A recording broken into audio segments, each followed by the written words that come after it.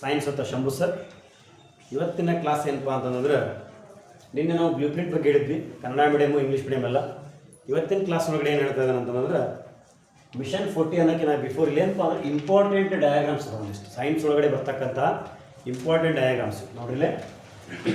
SSLC science important diagrams for annual exam 2025 and 26 ಅಂದ್ರೆ ಈ ವರ್ಷ ಬರ್ತಕ್ಕಂಥ ಎಕ್ಸಾಮ್ಗೆ ಜನವರಿಯಿಂದ ಪ್ರಿಪ್ರೇಟರಿ ಎಕ್ಸಾಮ್ ಅದಾವೆ ನೋಡಿರಿ. ನಾನು ಈಗ ಹೇಳ್ತಾ ಇದ್ದೀನಿ ನಿಮಗೇನಪ್ಪ ಅಂತಂದ್ರೆ ಸರಿಯಾಗಿ ಓದಬೇಕು, ಓದಿದ ರಿಸಲ್ಟನ್ನು ಮಾಡ್ಬೋದು. ಓದಲಿಲ್ಲ ಅಂದರೆ ಏನೂ ಮಾಡ್ಲಿಕ್ಕೆ ಸಾಧ್ಯ ಇಲ್ಲ. ಈಗ ಕಾಲೇಜ್ ಫೀಸ್ ನೋಡಿಲ್ಲ ನೋಡಿರ್ಬೋದು ನೀವು, ನಿಮ್ಮ ಕಾಲೇಜ್ ಫೀಸ್ಗಳೆಲ್ಲ ಎಷ್ಟು ಜಾಸ್ತಿ ಅದಾವೆ ಅಂತಂದ್ರೆ 1 ಲಕ್ಷ 1.5 ಲಕ್ಷದ ಮಟನ ಅದ.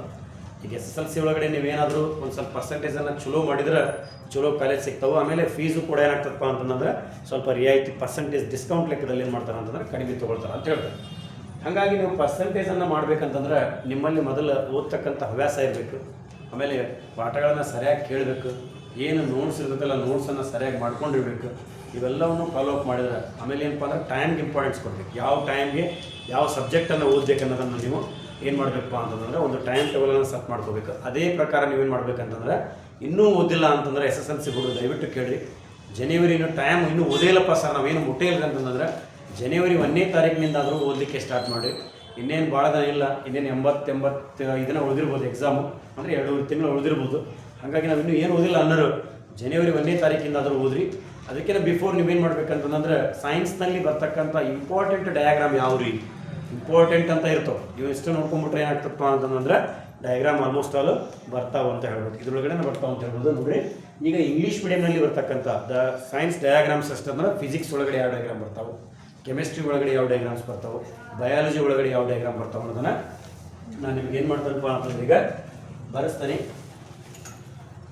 ನೀವೆಲ್ಲರೂ ಏನು ಮಾಡಬೇಕಪ್ಪ ಅಂತಂದ್ರೆ ಆ ಡಯಾಗ್ರಾಮ್ಸನ್ನು ಬರ್ಕೋರಿ.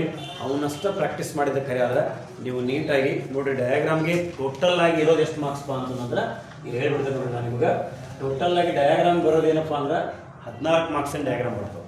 14 ಮಾರ್ಕ್ಸಿನ ಡಯಾಗ್ರಾಮ್ ಒಳಗಡೆ ಏನಾಗ್ತದೆ ಅಂತಂದ್ರೆ 12 ಮಾರ್ಕ್ಸನ್ನು ನೇರವಾಗಿ ಕೇಳ್ತಾರೆ. ಡಯಾಗ್ರಾಮ್ಗೆ ಡೈರೆಕ್ಟಾಗಿ ಡಯಾಗ್ರಾಮನ್ನು ಕೇಳ್ತಾರೆ. ಆದರೆ ಇನ್ನು 2 ಮಾರ್ಕ್ಸ್ ಇರ್ತೈತಲ್ಲ ಅದು ಡಯಾಗ್ರಾಮ್ ಬೇಸ್ಡ್ ಕ್ವಶನ್ಸ್ ಅಂತ ಹೇಳ್ತಾರೆ. ಅಂದ್ರೆ ಚಿತ್ರಾಧಾರಿತ ಅಂದರೆ ಡಯಾಗ್ರಾಮ್ ಬೇಸ್ಡ್ ಕ್ವಶನ್ಸ್ ಅಂತಂದ್ರೆ ಒಂದು ಡಯಾಗ್ರಾಮನ್ನು ಕೊಡ್ತಾರೆ, ಅದರ ಲೆವೆಲನ್ನು ಮಾಡಿರ್ತಾರೆ, ಅದ್ರ ಫಂಕ್ಷನ್ಸ್ಗಳನ್ನು ಕೇಳ್ತಾರೆ. ಈ ರೀತಿ ಡಯಾಗ್ರಾಮ್ಗಳು ಬರ್ತಾವೆ, ಅದನ್ನು ಡಯಾಗ್ರಾಮ್ ಬೇಸ್ಡ್ ಕ್ವಶನ್ಸ್ ಅಂತ ಹೇಳ್ತಾರೆ. ನೋಡಿ ವಿದ್ಯಾರ್ಥಿಗಳೇ, ನಾನು ಇನ್ನೇನು ಹೇಳ್ತಾ ಇದ್ದೀನಿ ನಿಮ್ಗೆ ಏನಪ್ಪ ಅಂತಂದ್ರೆ ಇಂಪಾರ್ಟೆಂಟ್ ಡಯಾಗ್ರಾಮ್ಸು ಅದ ಒಂದಿಷ್ಟು ಇಲ್ಲೈತೆ ನೋಡಿ ಲಿಸ್ಟು. ಇದನ್ನು ಬರೆಸ್ತಾನೆ ನಾನೀಗ ನೀಟಾಗಿ ನೀವು ಕೂಡ ಇವನ್ನೊಂದು ಕಡೆ ಬರೆದಿಟ್ಕೊಳ್ಳಿ. ಅರ್ಥ ಆಯ್ತಲ್ಲ? 14 ಮಾರ್ಕ್ಸಿನ ಚಿತ್ರನ ಬರ್ತೈತಿ. ನಿಮಗೆ ಈ ಸಲ 13 ಮಾರ್ಕ್ಸ್ ಬಿದ್ದನ್ನು ಪಾಸ್ ಅಂತ ಹೇಳಿದಾರೆ. ಅರ್ಥ ಆಯ್ತಲ್ಲ? ಈಸಿಯಾಗಿ ಪಾಸ್ ಆಗ್ಬೋದು. 10 ಮಾರ್ಕ್ಸ್ ಅಂತೂ ಈ ಡಯಾಗ್ರಾಮ್ನಲ್ಲಿ ನಾನು ಇಲ್ಲಿ ಆಲ್ರೆಡಿ ಬರೆದ್ಬಿಟ್ಟೆ. ನಾನು ನಿಮಗೀಗ ಮಾರ್ಕ್ಸ್ 10 ಅಂತೇಳಿ ಇಲ್ಲಿ ನೋಡಿ ಮೂಲೆಯೊಳಗೆ ಬರ್ದಾನೆ ಆಲ್ರೆಡಿ. ಅರ್ಥ ಆಯ್ತಲ್ಲ? ಅಂದರೆ ನಾನು ಇಲ್ಲಿ ಕೊಡ್ತಕ್ಕಂಥ ಡಯಾಗ್ರಾಮ್ ಲಿಸ್ಟ್ಗಳನ್ನು ನೀವು ನೋಡ್ಕೊಂಡಿದ್ದ ಕರೆ ಆದರೆ ಈಸಿಯಾಗಿ 10 ಮಾರ್ಕ್ಸ್ ಡಯಾಗ್ರಾಮ್ಗೆ ಆರಾಮಾಗಿ ಪಡಿಬೇಕು. ಅರ್ಥ ಆಯ್ತಲ್ಲ? ಈಗ ಲೇಟ್ ಮಾಡೋದು ಬೇಡ, ಸ್ಟಾರ್ಟ್ ಮಾಡ್ಬೋದು. First one physics. ಫಿಸಿಕ್ಸ್ನಲ್ಲಿ ಬರ್ತಕ್ಕಂಥ ಡಯಾಗ್ರಾಮ್ಸ್ ಯಾವುವು? ಹೆಡ್ಡಿಂಗನ್ನು ಸರಿಯಾಗಿ ಬರ್ಕೊಳ್ಳಿ. ಫಿಸಿಕ್ಸ್ ಒಳಗಡೆ ಬರ್ತಕ್ಕಂಥದ್ದು ಮೇನ್ ಇಂಪಾರ್ಟೆಂಟ್ ಯಾವಪ್ಪ ಅಂತಂದ್ರೆ ಇಲ್ಲಿ ಎಲೆಕ್ಟ್ರಿಸಿಟಿ ಚಾಪ್ಟರ್. ಇನ್ ಎಲೆಕ್ಟ್ರಿಸಿಟಿ ಚಾಪ್ಟರ್ ಒಂದು ಚಾರ್ಟ್ ಐತೆ ನೋಡ್ರಿ, ಅದು ಯಾವಪ್ಪ ಅಂದ್ರೆ ಎಲೆಕ್ಟ್ರಿಕ್ ಕಾಂಪೋನೆಂಟ್ಸ್ ಅಂತ ಬರ್ತವೆ. ಎಲೆಕ್ಟ್ರಿಕ್ ಕಾಂಪೋನೆಂಟ್ಸ್ ಅಂತಂದ್ರೆ ಒಂದು ಚಾರ್ಟ್ ಒಳಗಡೆ ಕೊಟ್ರೆ ರಿಯೋಸ್ಟಾಟ್ ಸಿಂಬಾಲ್ ಏನು, ಬ್ಯಾಟ್ರಿ ಸಿಂಬಾಲ್ ಏನು, ನೆಕ್ಸ್ಟ್ ಒನ್ ಏನಪ್ಪ ಅಂದ್ರೆ ಆಮ್ಮೀಟರ್ ಸಿಂಬಾಲ್ ಏನು, ಸೆಲ್ ಸಿಂಬಾಲ್ ಏನು, ಈ ರೀತಿ ಒಂದು ಎಲೆಕ್ಟ್ರಿಸಿಟಿ ಚಾಪ್ಟರ್ ಒಳಗಡೆ ಐತಿ. ಆ ಕಾಂಪೋನೆಂಟ್ಸನ್ನು ನೀವು ನೋಡ್ಕೊಂಡ್ರೆ ಅದರೊಳಗಡೆ 2 ಸಿಂಬಾಲ್ಗೆ ಪಕ್ಕಾ ಕೇಳ್ತಾರೆ. 1 ಮಾರ್ಕ್ಸಿಗೆಲ್ಲ 2 ಮಾರ್ಕ್ಸಿಗೆ ಅದ್ರ ಕೇಳ್ತಿರ್ತಾರೆ. ಸರಿಯಾಗಿ ನೋಡ್ಕೊಂಡು ಅವನ್ನ ಬರ್ಕೋರಿ. ಎಲೆಕ್ಟ್ರಿಕ್ ಕಾಂಪೋನೆಂಟ್ಸ್, ಎಲೆಕ್ಟ್ರಿಕ್ ಕಾಂಪೋನೆಂಟ್ಸ್ಗಳ ಚಾರ್ಟನ್ನು ನೋಡ್ಕೋಬೇಕು. ಚಾರ್ಟ್ ಐತಿ ಎಲೆಕ್ಟ್ರಿಸಿಟಿ ಚಾಪ್ಟರ್ ಒಳಗಡೆ, ಅದನ್ನು ನೋಡ್ಕೊಳ್ಳಿ. ಎರಡನೇದು ಬರೋದು ಯಾವುದು ಫಿಸಿಕ್ಸ್ ಒಳಗಡೆ ಅಂತಂದ್ರೆ register in series and register in parallel ಅಂತೇಳಿ ಒಂದು ಡಯಾಗ್ರಾಮ್ ಬರ್ತದೆ. ಬುಕ್ ಒಳಗೆ ಡಯಾಗ್ರಾಮ್ ಲಿಸ್ಟ್ನಾಗ ಇರ್ತೈತಿ, ಅದನ್ನೇ ನೋಡ್ಕೋಬೇಕು. ನೋಡ್ರಿ ಏನು ಹೇಳ್ತೀನಿ, register in series, register in parallel ಅಂತ ಹೇಳ್ತಾರೆ.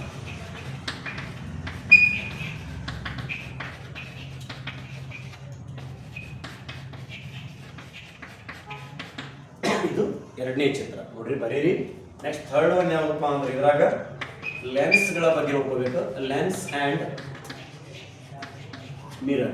ಈ ಲೆನ್ಸ್ ಆ್ಯಂಡ್ ಮಿರರ್ ಒಳಗನ ಒಂದಿಷ್ಟು ಪಾಯಿಂಟ್ಸನ್ನು ಹೇಳಿದ್ದಾರೆ. ಮೊನ್ನೆ ನಮಗೇನಪ್ಪ ಅಂದ್ರೆ ಮೀಟಿಂಗ್ ಮಾಡಿ ನಮ್ಗೆ ಸೈನ್ಸ್ ಟೀಚರ್ಸ್ನೆಲ್ಲ ಎಲ್ಲ ತಾಲೂಕಿನಲ್ಲೂ ಹೇಳಿದ್ದಾರೆ. ಇದು ಬೋರ್ಡಿಂದನೇ ಈ ರೀತಿ ಹೇಳಿದ್ದಾರೆ ನಿರ್ದೇಶಕರು.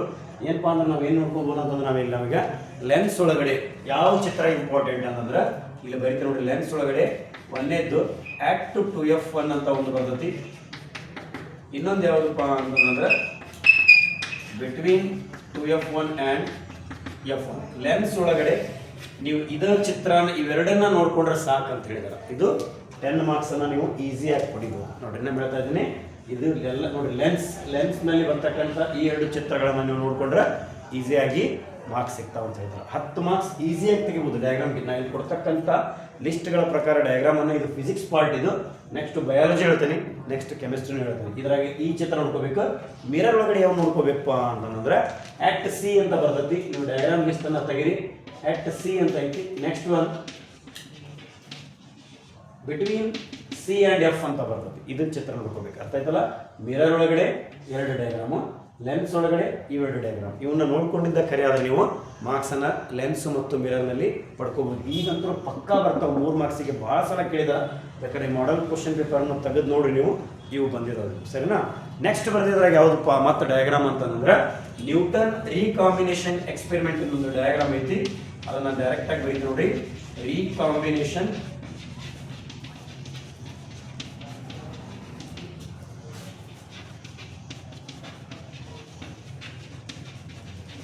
ಇಲ್ಲಿ ನ್ಯೂಟನ್ ಅವ್ರು ಏನ್ ಮಾಡ್ತಾರ ಅಂತಂದ್ರೆ ಡಿಸ್ಪರ್ಷನ್ ಆಫ್ ಲೈಟ್ ಇದಕ್ಕೆ ಸಂಬಂಧಪಟ್ಟಿದ್ದು 2 ಫ್ರೀಸಮ್ ಅನ್ನ ತಗೋತಾರ ಅಂತ ಹೇಳಿದ್ರಲ್ಲ. ಒಂದು ಫ್ರೀಸಮ್ ಅನ್ನ ಸ್ಟ್ರೇಟ್ ಇಟ್ಟಿರ್ತಾರೆ, ಇನ್ನೊಂದನ್ನ ಇನ್ವರ್ಟೆಡ್ ನಾಗ ಇಟ್ಟಿರ್ತಾರ. ಒಂದು ಫ್ರೀಸಮ್ ಒಳಗಡೆ ವೈಟ್ ಲೈಟ್ ಅನ್ನ ಪಾಸ್ ಮಾಡಿದಾಗ when we passes the white light in a prism it ಏನಪ್ಪ ಅಂದ್ರೆ ಇಟ್ ಡಿಫ್ಲೆಕ್ಸ್ ಟು ಅಥವಾ ಇಟ್ ಏನಾಗ್ತದೆ ಡಿವಿಯೇಷನ್ ಆಗಿ 7 ಕಲರ್ಸ್ ಅನ್ನ ಕೊಡ್ತೈತಿ. ಆ 7 ಕಲರ್ಸ್ ಅನ್ನ ಮತ್ತೆ again we can passes 7 colours into ಏನಾದರೂ ಇನ್ವರ್ಟೆಡ್ ಪ್ರಿಸಮ್ ಒಳಗೆ ಪಾಸ್ ಮಾಡಿದಾಗ ಮತ್ತೆ ಅದು ವೈಟ್ ಲೈಟ್ ಅನ್ನ ಕೊಡ್ತೈತಿ. ಇದನ್ನ ರೀಕಾಂಬಿನೇಷನ್ ಎಕ್ಸ್ಪೆರಿಮೆಂಟ್ ಆಫ್ ನ್ಯೂಟನ್ ಅಂತ ಕರಿತೀವಿ. ಅದರೊಳಗಡೆ ಆ ಚಿತ್ರ ಬಹಳ ಇಂಪಾರ್ಟೆಂಟ್, ಅದನ್ನು ನೀವು ನೋಡ್ಕೋಬೇಕು. ಇದು ಫಿಸಿಕ್ಸ್ ನಲ್ಲಿ ಬರ್ತಕ್ಕಂಥ ಇಂಪಾರ್ಟೆಂಟ್ ಏನಪ್ಪಾ ಅಂತಂದ್ರೆ ಏನಂದ್ರೆ ಇವು ಡಯಾಗ್ರಾಮ್ಸ್ಗಳ ಲಿಸ್ಟ್ ಇದೆ. ಲಾಸ್ಟ್ ಒಂದು ಫಿಸಿಕ್ಸ್ ನಲ್ಲಿ ಬರ್ತಕ್ಕಂಥದ್ದು ಇನ್ನೊಂದು ಲಾಸ್ಟ್ ಯಾವುದಪ್ಪ ಅಂತಂದ್ರೆ ಒಂದು magnetic effect of electric current ಒಳಗಡೆ ಸ್ಟ್ರೇಟ್ ಕಂಡಕ್ಟರ್ಸ್ ಅಂತ ಬರ್ತದೆ. ಒಂದು ಸ್ಟ್ರೇಟ್ ಕಂಡಕ್ಟರ್ದು ಮ್ಯಾಗ್ನೆಟಿಕ್ ಫೀಲ್ಡ್ ಒಳಗೆ ಇರ್ತಕ್ಕಂಥ ಮ್ಯಾಗ್ನೆಟಿಕ್ ಫೀಲ್ಡ್ ಸ್ಟ್ರೇಟ್ ಕಂಡಕ್ಟರ್ಸ್ ಅಂತ ಡಯಾಗ್ರಾಮ್ ಐತಿ. ಅದನ್ನ ನೀವು ನೋಡ್ಕೋಬೇಕು.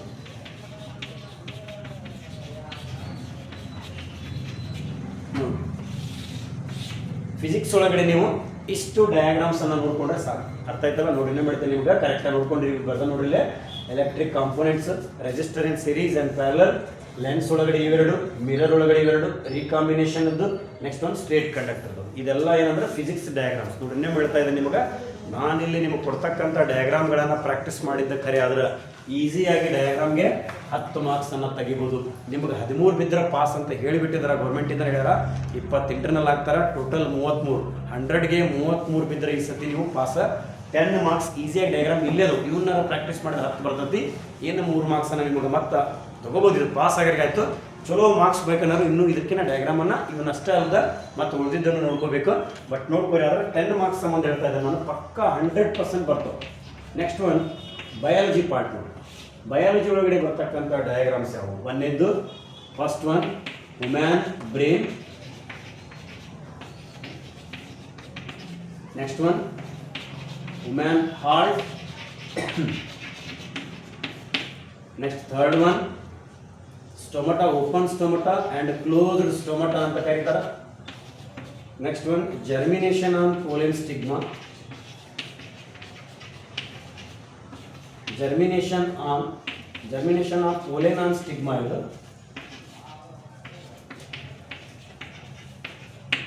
ನೆಕ್ಸ್ಟು 5ನೇದು ನೆಫ್ರಾನ್. ನೋಡಿ ಇನ್ನೂ ಹೇಳ್ತಾರೆ ನಿಮಗೆ ನೆಫ್ರಾನ್. ಇದರೊಳಗಡೆ ಇಂಪಾರ್ಟೆಂಟ್ ಡಯಾಗ್ರಾಮ್ಸ್ ಯಾವಪ್ಪ ಅಂತಂದ್ರೆ ನೋಡ್ರಿ, ಹಾರ್ಟ್ ಟು ಬ್ರೈನ್. ಇದಂತೂ 100% 3 ಮಾರ್ಕ್ಸಿಗೆ ಬಂದೇ ಬರ್ತದೆ. ಇದರೊಳಗಡೆ ಯಾವುದಾದ್ರೂ ಒಂದು ಪ್ರತಿ ವರ್ಷ ಬಂದೈತಿ, ಈ ವರ್ಷನೂ ಬರ್ತೈತಿ. ಇದನ್ನು ಬಿಟ್ಟರೆ 3 ಮಾರ್ಕ್ಸಿಗೆ ಕೇಳ್ತಕ್ಕಂಥದ್ದು ಯಾವುದಪ್ಪ ಅಂದ್ರೆ ಜರ್ಮಿನೇಷನ್ ಆನ್ ಪೋಲೆನ್ ಸ್ಟಿಗ್ಮಾ ಅನ್ನೋ ಚಿತ್ರವನ್ನು ಬಹಳ ಸಲ ಕೇಳಿದಾರ. ಇದನ್ನು ಮಾರ್ಕ್ ಮಾಡ್ಕೊಳ್ಳಿ. ಇದನ್ನು ಬಿಡೋದ್ಬಿಟ್ಟು ಮೊದಲು ಪ್ರಾಕ್ಟೀಸ್ ಮಾಡಬೇಕು. ನೆಕ್ಸ್ಟ್ ಇದರೊಳಗಡೆ ಲೆನ್ಸು ಮಿರರ್ ಭಾಳ ಇಂಪಾರ್ಟೆಂಟ್ ಡಯಾಗ್ರಾಮ್ಸ್ ಇದ್ರಾಗ ಬರೋದು. ಅರ್ಥ ಆಯ್ತಲ್ಲ? ಇವೆಲ್ಲ ಇಂಪಾರ್ಟೆಂಟ್. ಇವಿಷ್ಟು ನೋಡ್ಕೊಂಡ್ರೆ 10 ಮಾರ್ಕ್ಸ್ ಬರ್ತದೆ ನಿಮ್ಗೆ. ಆದ್ರೆ ಇದ್ರೊಳಗಡೆ ಮತ್ತೆ ಯಾವ ಇಂಪಾರ್ಟೆಂಟಪ್ಪ ಅಂದ್ರೆ ಇವೇನು ಸ್ಟಾರ್ ಮಾರ್ಕ್ ಹಾಕ್ತಾ ಇದ್ದೀನಲ್ಲ ನಾನು, ಅವ ಇಂಪಾರ್ಟೆಂಟ್. ಬಯಾಲಜಿ ಒಳಗಡೆ ನೋಡ್ರಿ ಏನಂದ್ರೆ human brain, human heart, stomata, germination on pollen stigma and last one is nephron. ಇವೆಲ್ಲ ಏನಂದ್ರೆ ಬಯಾಲಜಿ ಒಳಗಡೆ ಬರ್ತಕ್ಕಂತಹ important diagrams. Next last one ಯಾವುದಪ್ಪ ಅಂತಂದ್ರೆ ಕೆಮಿಸ್ಟ್ರಿ ಅಂತ ಹೇಳ್ಬೋದು, ರಸಾಯನ ಶಾಸ್ತ್ರ ಅಂತ ಹೇಳ್ಬೋದು. ಇದರೊಳಗಡೆ ಬರ್ತಕ್ಕಂಥ ಇಂಪಾರ್ಟೆಂಟ್ ಡಯಾಗ್ರಾಮ್ಸ್ ಯಾವಪ್ಪ ಅಂತಂದ್ರೆ ಎಲೆಕ್ಟ್ರೋಲೈಸಿಸ್ ಆಫ್ ವಾಟರ್ ಅಂತ ಬರ್ತೈತಿ. ಫಸ್ಟ್ ಲೆಸನ್ ಒಳಗಡೆ the chemical reaction and equations ಒಳಗಡೆ ಬರ್ತಕ್ಕಂಥ ಫಸ್ಟ್ ಒನ್ನು ಯಾವುದಂದ್ರೆ electrolysis of water. And second one ಯಾವ್ದು ನೋಡ್ಬೋದು ನೀವು, ಜಿಂಕ್ ಗ್ರ್ಯಾನ್ಯುವಲ್ಸ್ ಅಂತ ಬರ್ತೈತಿ. And third one action of steam on metal.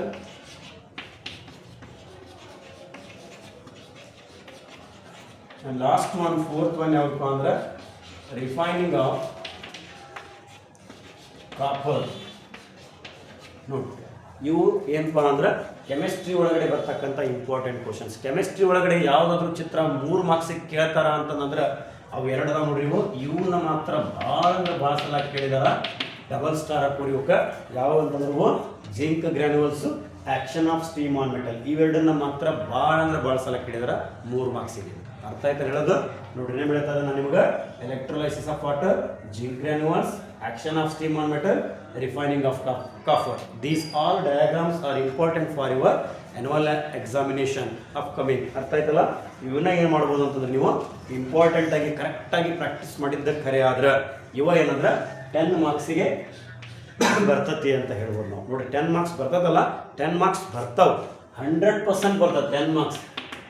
ನೋಡಿ 100% ಗ್ಯಾರಂಟಿ ಕೊಡ್ತಾ ಇದ್ದೇನೆ ನಾನು. ಇಷ್ಟು ಚಿತ್ರ ನೀವು ಪ್ರಾಕ್ಟೀಸ್ ಮಾಡಿದ್ದ ಖರೆ ಆದ್ರೆ 10 ಮಾರ್ಕ್ಸು ಪಕ್ಕಾ ಬರ್ತೈತೆ ನಿಮ್ಮ ಎಕ್ಸಾಮ್ ಒಳಗಡೆ. ಹೇಳಿದ್ನಲ್ಲಿ ನಿಮಗೆ ಈ ಸಲ ಪಾಸ್ ಆಗೋದನ್ನ ಭಾಳ ಈಸಿ ಇಟ್ಟಿದ್ದಾರೆ ಸರ್. ನೋಡ್ರಿ ಇನ್ನೂ ಹೇಳ್ತಾ ಇದ್ದೀನಿ ನಿಮಗಿಲ್ಲೇ ಫಿಸಿಕ್ಸ್ ಡಯಾಗ್ರಾಮ್ಸ್ ಲಿಸ್ಟ್ ಇದು ಬಯಾಲಜಿ ಡಯಾಗ್ರಾಮ್ಸ್ ಲಿಸ್ಟ್, ಇದು ಕೆಮಿಸ್ಟ್ರಿ ಡಯಾಗ್ರಾಮ್ಸ್ಗಳ ಲಿಸ್ಟ್. ಈ ಲಿಸ್ಟ್ಗಳನ್ನು ಒಂದು ನೋಟ್ ಮಾಡ್ಕೊರಿ.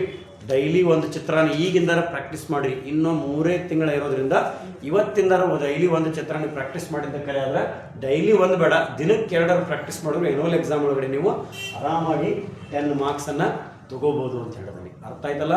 ಸರಿ ನೋಡ್ರಿ, ಇವತ್ತಿಗೆ ಇಷ್ಟು ಕ್ಲಾಸ್ ಸಾಕು. ಬಟ್ ನೆಕ್ಸ್ಟ್ ನಾಳೆ ಏನು ಮಾಡ್ತಾನೆ ಅಂದರೆ ಕನ್ನಡ ಮೀಡಿಯಂ ಹುಡುಗರಿಗೂ ಕೂಡ ಡಯಾಗ್ರಾಮ್ ಲಿಸ್ಟ್ಗಳನ್ನು ಪ್ರೊವೈಡ್ ಮಾಡ್ತಾನಂತ. ಇದು ಡಯಾಗ್ರಾಮ್ ಲಿಸ್ಟ್ ಆಯಿತು ನೋಡಿರಿ. ಡೈಲಿ ನಾನು ಒಂದೊಂದನ್ನು ಇಂಪಾರ್ಟೆಂಟ್ ಇರೋದು ಹಾಕ್ತಾ ಇದ್ದೀನಿ. SSLCಗೆ ಡೈಲಿ ನಮ್ಮ ವಿಡಿಯೋನ ನೋಡ್ತಾ ಇರಿ. ಅಂದರೆ ನಿಮ್ಗೆ ಏನಾಗ್ತೈತಿ, SSLC ಎಕ್ಸಾಮನ್ನು ಯಾವ ರೀತಿ ಬರೀಬೇಕು, ಯಾವ ಇಂಪಾರ್ಟೆಂಟ್ ಅನ್ನೋದು ಕೂಡ ನಿಮ್ಗೆ ಗೊತ್ತಾಗ್ತತಿ. ಹಾಗಾಗಿ ನಮ್ಮ ಚಾನಲ್ ಆದ ಸೈನ್ಸ್ ವಿತ್ ಶಂಭು ಸರ್ ಅನ್ನೋ ಈ ಚಾನಲನ್ನು ಎಲ್ಲರೂ ಕೂಡ ಸಬ್ಸ್ಕ್ರೈಬ್ ಆಗಿರಿ. ಬೆಲ್ ಐಕಾನನ್ನು ಒತ್ತಿದ್ರೆ ನಿಮ್ಗೆ ನಾವು ಹಾಕ್ತಕ್ಕಂಥ ವಿಡಿಯೋ ಫಸ್ಟ್ ನಿಮಗೆ ಬರ್ತಾವೆ. ಆಮೇಲೆ ಎಲ್ಲರಿಗೂ ಶೇರ್ ಮಾಡಿ, ಆಮೇಲೆ ಕಮೆಂಟನ್ನು ಮಾಡಿರಿ. ನಿಮ್ಗೆ ಇನ್ನೂ ಏನಾದ್ರು ಅರ್ಥ ಆಗಿಲ್ಲಪ್ಪ ಅಂತ ಹೇಳಿದ್ದೆ ನಾನು ನಿಮ್ಗೆ ಡೈಲಿ ಹೇಳ್ತಾ ಇರ್ತೀನಿ. ನೀವು ಇನ್ನೂ ಏನಾರು ಹೇಳಬೇಕಂತಂದ್ರೆ ಸರ್ ಇದನ್ನು ಹೇಳ್ರಿ, ನಮ್ಗೆ ಅರ್ಥ ಆಗಲ್ಲ ಅಂತಂದ್ರೆ, ಅಥವಾ ನಮ್ಮ ಸ್ಕೂಲಲ್ಲಿ ಹಿಂಗೆ ಅರ್ಥ ಆಗಿಲ್ಲ ಇದನ್ನು ಹೇಳ್ರಿ ಅಂದ್ರೆ ಅದನ್ನು ಮತ್ತೆ ನಿಮಗೆ ಒಂದು ವಿಡಿಯೋ ಮಾಡಿ ನಿಮಗೆ ಮತ್ತೆ ನಾನು ಅದನ್ನು ಕೊಡ್ತೇನೆ ಅಂತ ಹೇಳ್ತಾ ಇವತ್ತಿನ ನಮ್ಮ ಕ್ಲಾಸನ್ನು ಇಲ್ಲಿಗೆ ಮುಗಿಸ್ತಾ ಇದ್ದೀನಿ. ಧನ್ಯವಾದಗಳು.